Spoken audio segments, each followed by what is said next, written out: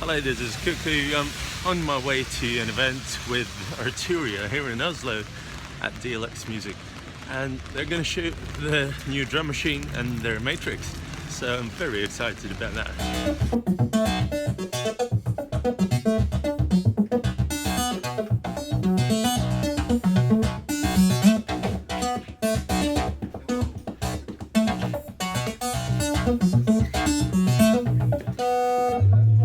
The DrumBrute in order of appearance, because DrumBrute is coming a week after next actually, and MatrixBrute is starting to ship next month but with very small quantities, so it will build up a little bit later on, so in early 2017. So very logically I will start with the DrumBrute. So DrumBrute is an analog drum machine, part of the Brute family, which currently hosts mini-brute and micro-brutes. So it's 100% analog generated sound, and we have 17 instruments which are localized on 12 pads. So obviously some pads will have more than one instrument. So we have 2 kicks, 2 flavors of kick, 1 snare, 1 clap, a rim and a clav. We have open and closed hi-hats. We have congas, high and low, and we have toms, high and low. We have a reverse cymbal, and we also have its forward counterpart. And we have a maracas, and we have a tambourine and finally we have a zap. You have 12 pads. So, but every sound that share a pad have independent sequences. So you do have 17 sequences, and you have individual outputs for these 12 sounds. Well, 12 lines here. Actually, you have only 11 of these 12 pads have their output, because open and closed hi-hat share the same output. That is because we wanted to make room for 1 metronome output. So we have metronome here, and it has its dedicated output that allows you to sync to a drummer or any other musician. Every sound, when it's used through its individual output, is removed from the mixed output. So you can have 4 or 5 instruments on the mixed output and just bring 2 or 3 of them out of your signal path to process them separately. So basically writing a pattern is as easy as it can be. You have 4 banks. Here we have the banks. We have 4 banks, A, B, C, and D. And in each bank we have 16 patterns. So here in pattern, I'm on the pattern 1 from bank D. And it's empty. So we'll start working on this one. And to work, we'll go on step and we'll start inserting some steps. So basically, for example, a 4/4 kick. And that's a way to insert some steps. So that's one way to put it. Another way to do it is to record on the fly. So I could do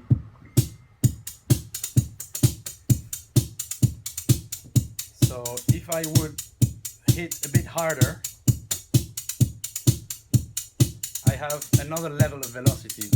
So the analog circuit responds to 2 levels of velocities. We have step level, which is the blue one, and we have accent level, which is the red one. And I could also insert accents manually. Okay? So that's one way to insert steps for a hi-hat. Another way to do it is to use the strip here. So I just touch my time division, so 16ths for example, and I'll start. Okay. So here, by pressing, more or less you do accents or steps. It's very straightforward too. So that's a simple overview of what and how easy it is to write your steps. Then you also have on the on top of your structure you have an analog filter. It's a Steiner Parker filter that is basically very similar to what you can find on the Mini and MicroBrute, and it has two modes. It can be low pass or a high pass filter. It's on the master, right? On the complete master. It is on the master, Yeah. yes, absolutely. And you can bypass this. Now, going back to from scratch, I'll just erase my pattern 1, and now it's empty again, and we can start over and writing something maybe a little bit slower, yes, and maybe not with accents but with steps.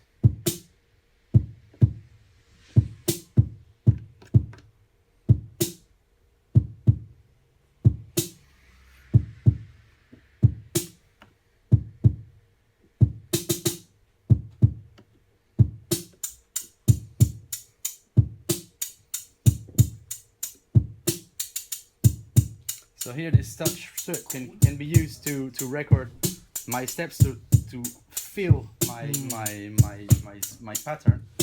They can also be used to double the number of trigs within one step. So for example, this step here has only one trig.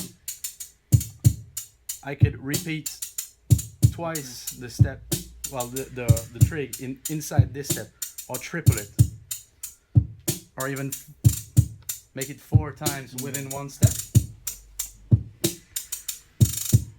So, and this combined with accents gives you quite a lot to do variations with.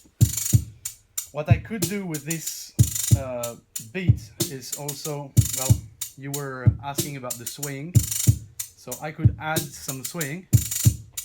So either on the whole project as it is now, and it's quite a bit too much, isn't it? Yeah. Or I could just add some swing to the current track, and so that would be The hi-hats only to my hi-hats, which are currently selected. And same is true for the randomness parameter, which is basically something that's going to add up some unexpected events. So here applies to only my snares. To the whole track. Hmm? To the whole track.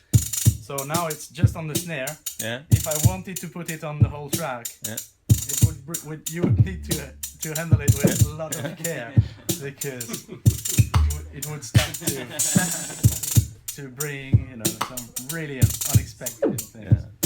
So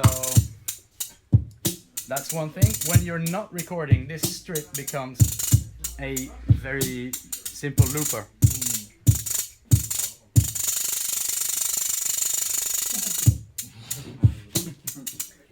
And these combined with the filter make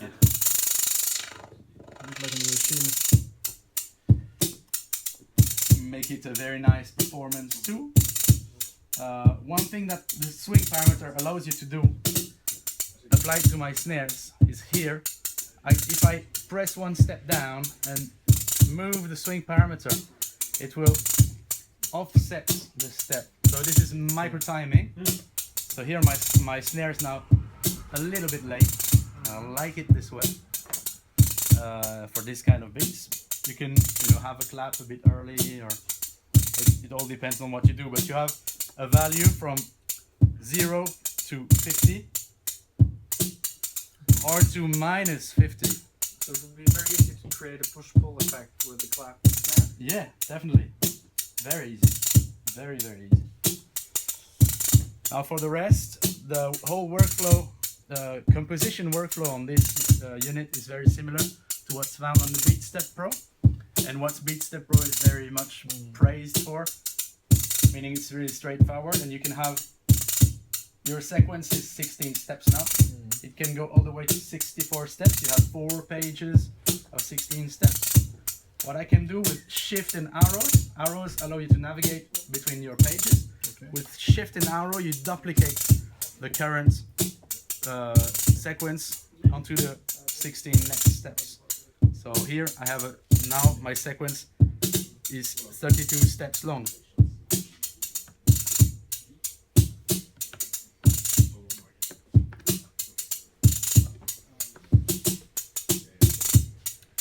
So that's just an example. You can do that, you know, time and time again until you reach the 64 steps. Now what is really nice actually about this unit is that it allows you to manage polyrhythms. So polyrhythms, actually to be more accurate, to be polymetrics. Absolutely.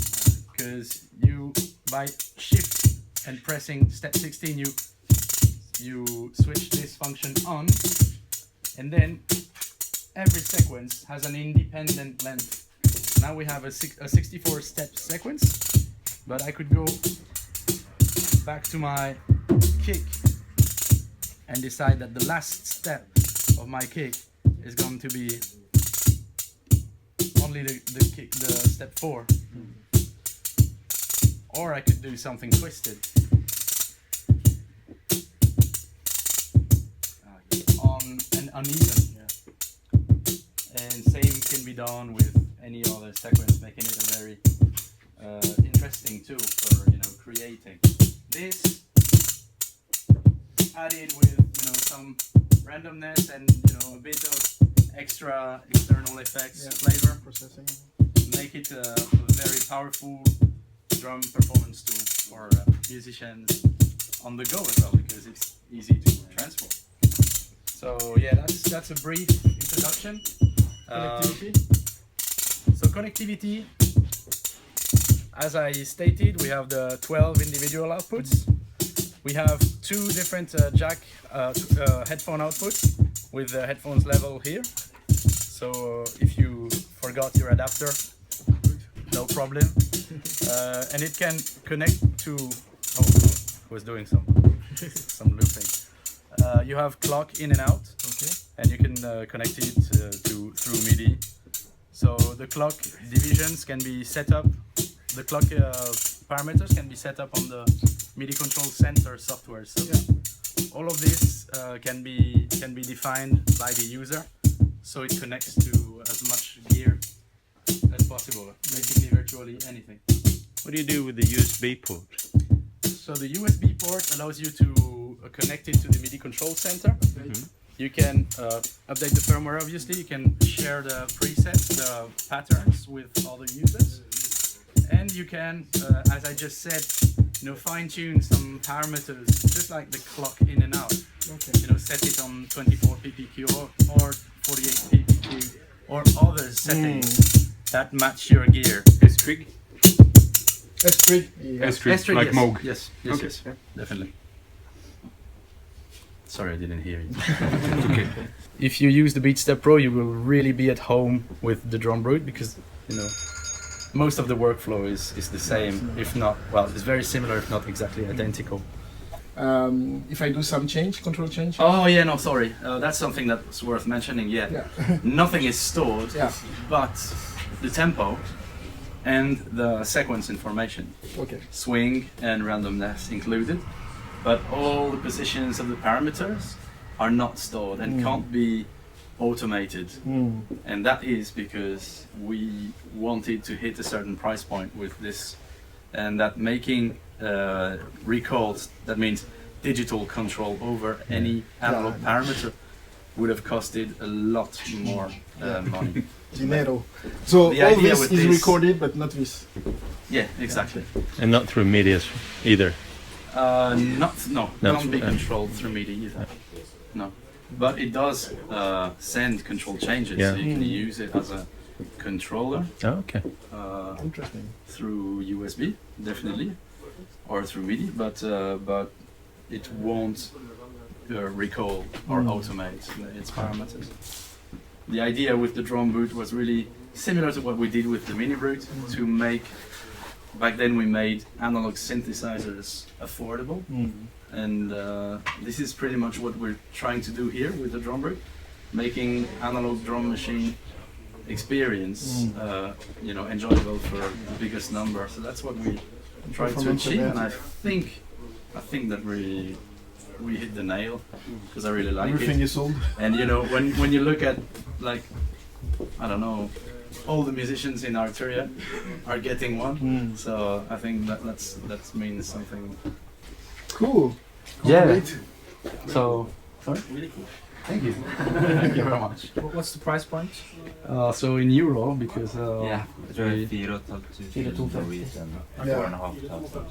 yeah, it's 4,500 euro. Yes, for me.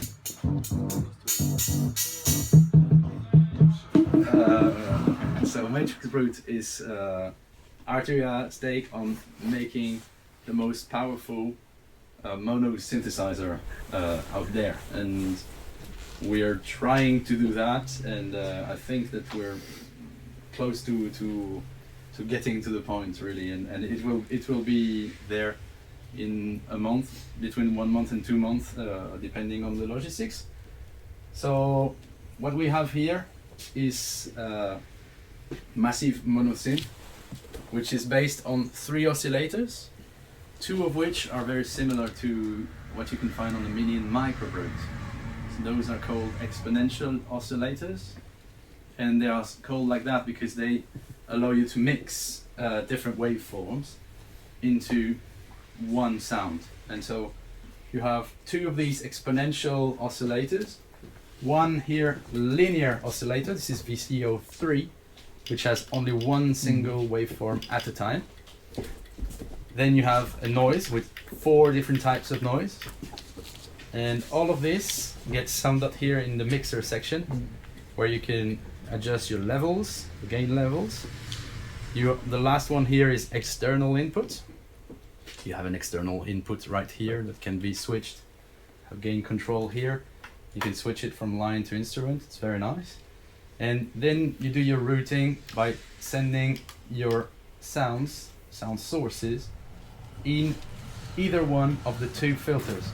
We have an orange filter, which is a Steiner-Parker filter, very similar to what is found once again in the Mini and MatrixBrute, and we have a green filter, which is a ladder filter, which is a much more spread out design, and very famous in the various models of synthesizers. So both filters are multi-mode, and both have different slope options. So on the Steiner-Parker you have a low pass, band pass, high pass and notch, with slopes of 12 dB or 24 dB, selectable here. And on the ladder filter you have low pass, band pass and high pass, with slopes of 24 or 12 dB. Once again, your filters can be routed in parallel, so this is the orange and the green side by side, or in series with the orange, the Steiner fed into the green, the ladder filter.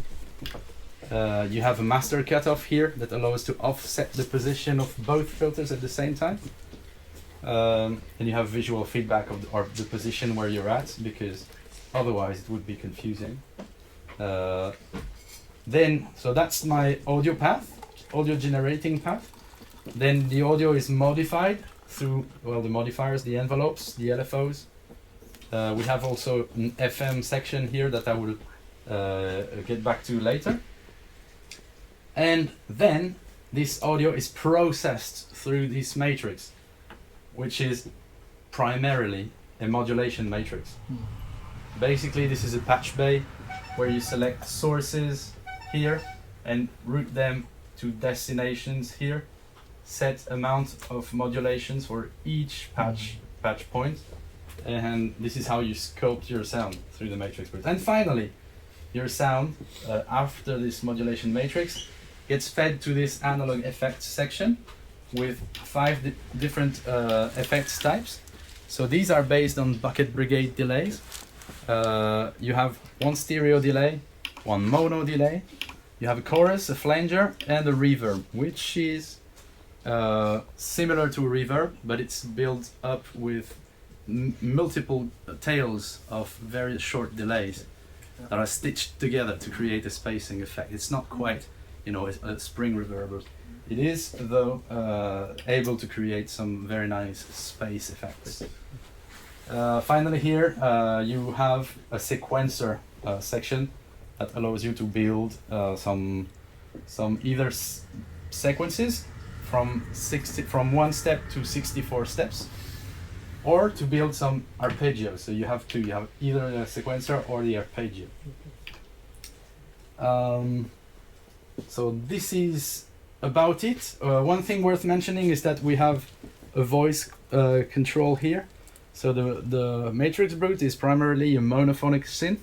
However, given it has 3 oscillators, they can be split into a paraphonic mode. So each oscillator triggers 1 note, and if you build your patch nicely and carefully, you create some very nice chords, well, polyphonic sounds, or paraphonic, so to say. And we also have a duo split, and the duo split mode allows you to split the keyboard in 2 parts, where you have your orange filter on the upper part and your green filter on the lower part. So you can actually route your oscillators accordingly and create and build with 2 different sounds. Either have a sequence running on one sound and play a lead on top of it, or you can just play a bass and the lead sound together. So that's the quick introduction. Going behind, we can see some very nice things, and I'll describe it to you. So you have, obviously, these are very important. It's the audio output, left and right. This is very classical. Then you have, just before, you have an insert point.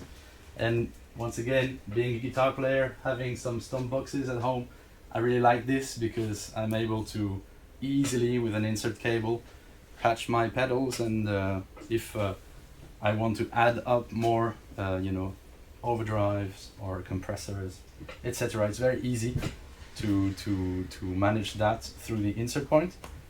Here we have a crazy amount of CV inputs and outputs. So basically, these relate to the columns of the modulation matrix. So whatever sum of modulation that is summed in each column gets sent out, and it can be saved in a preset and sent out to other systems. So basically that allows your matrix to control and to send or get levels of modulations to and from other analog synthesizers. For example, Eurorack modular systems, for example. So here we have the audio input with its dedicated gain. We have selectable line or instrument. We have an audio gate. If you have noise, lots of noise floor, you can put the gate on. And this input can either be sent through the filters and the effects into your audio output, or it can only be used as an envelope generator. So you have, in the modulation matrix, you have an envelope follower. So whatever you play in this could become a modulation source to your signal path. And then we have the usual gate and sync connectivity. 2 expression pedals, this is worth mentioning. It's and they are also routable to any parameters through the matrix. Sustain pedal, you can protect your memory with this switch here.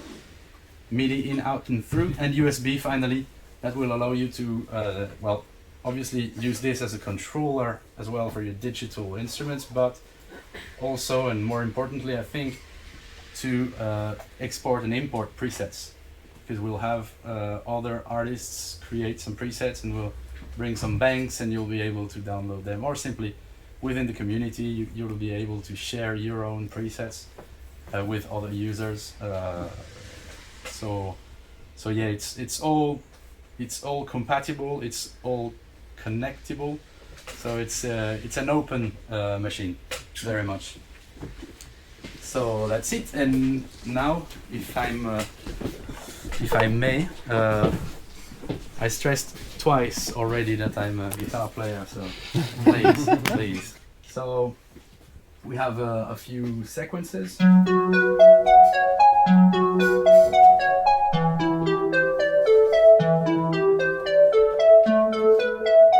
see, I'm the one finger kind of keyboard player. So going to through my presets. So this is a patch made with the sequencer, and here we have a 64-step sequence that is going. So we can change here. The last step is here. I could have my last step here. I have access to my resolution, to my time divisions. I could play it in other playback modes, or I could do random.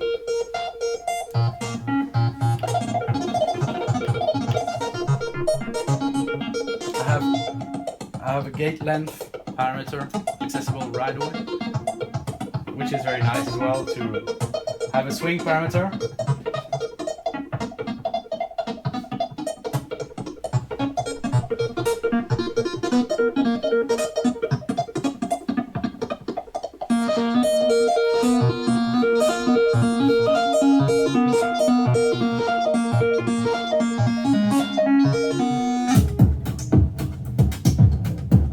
It is a sound designer's dream. It can, you know, through the matrix you can really, and the nice thing as well is I'm interested in how these guys made these presets, and I can read it, so I can see where the oscillators, all the LEDs show you how the synth is parametered.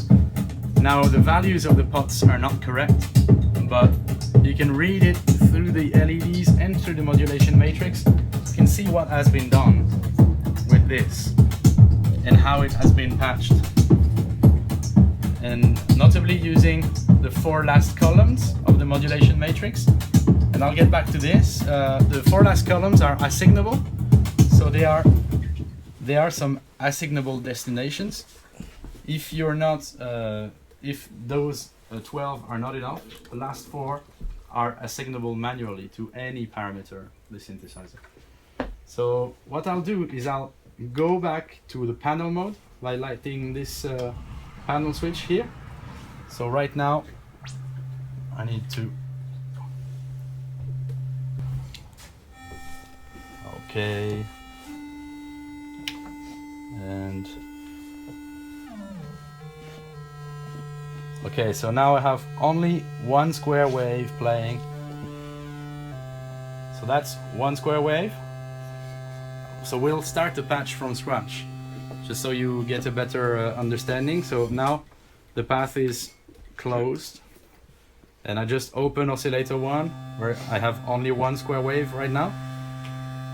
I could add a sub oscillator to this, and I could open oscillator 2.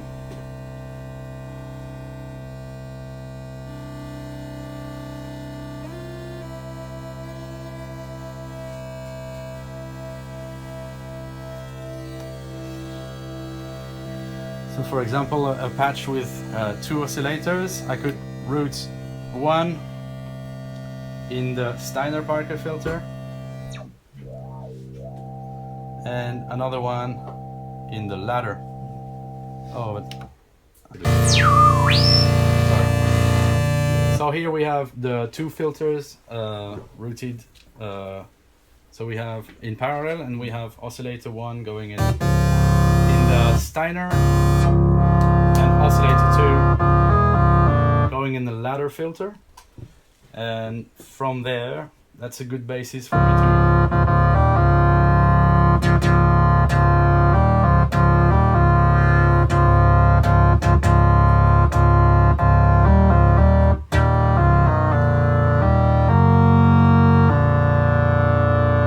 to to go in my modulation matrix, and here I can start to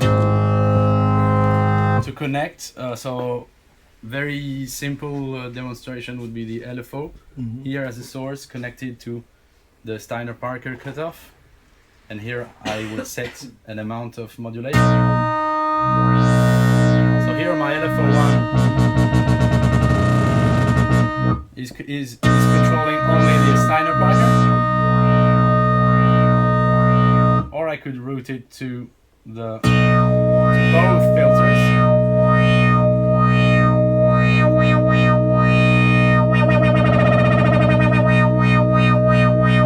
And for example, here the rate of my LFO1 is not present here in the destinations. I could assign it manually by pressing one of the empty columns and just moving my rate, and the screen, it's not screen, it's e-ink. Okay. It's like Kindle, and it refreshes, and there you see LFO rate. So I could have my LFO2 modulate my LFO1 rate.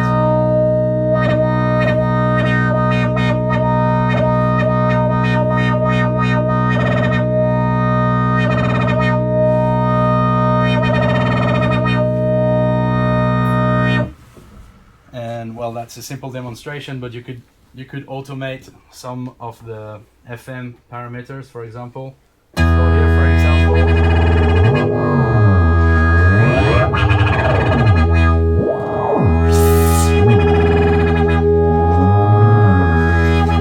so maybe this one, I could select it, and here it's assigned, and now I just have to set an amount for it. So maybe a source could be envelope 4.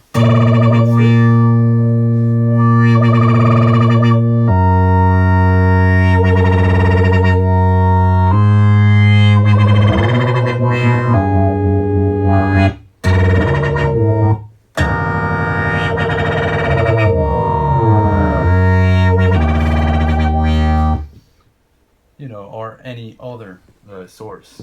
Basically, it's up to you. And actually, one of the sources, which is very nice, is the sequencer itself. So in the sequencer here, I'll just do an init sec. Have a 16/4 step sequence. So I just recorded something.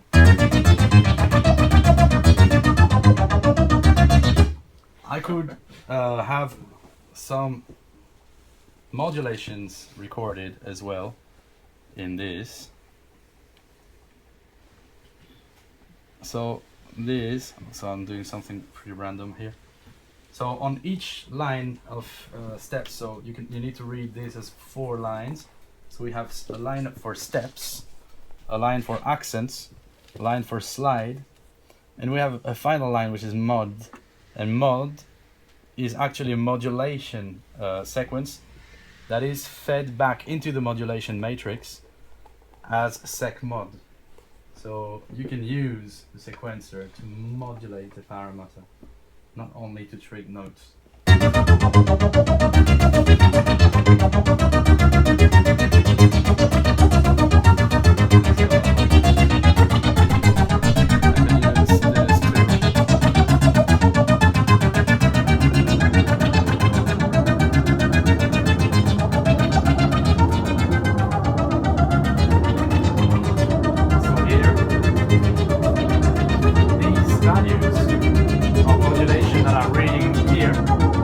Are applied to the regeneration parameter on the delay. Or I could assign them to any other parameter. So that's it. Finally, I have some micro, basically performance tools. So I have my glide, I have my play control of note priority, low or high or last. I have my legato parameters. I have 4 macro nodes that are assignable to anything on your patch using those slots here on the modulation matrix. So I could control the pitch of my oscillators by using, for example, macro 1. Or you could assign it to anything else. And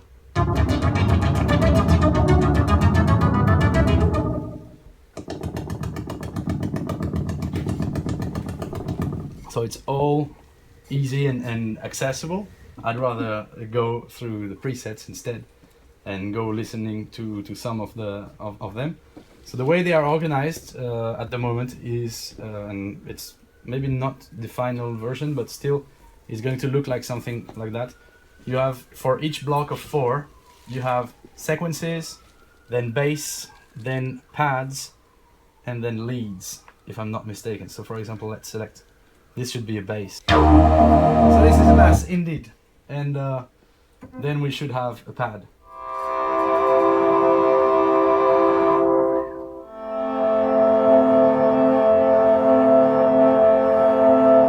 So it's easy to navigate through your pads.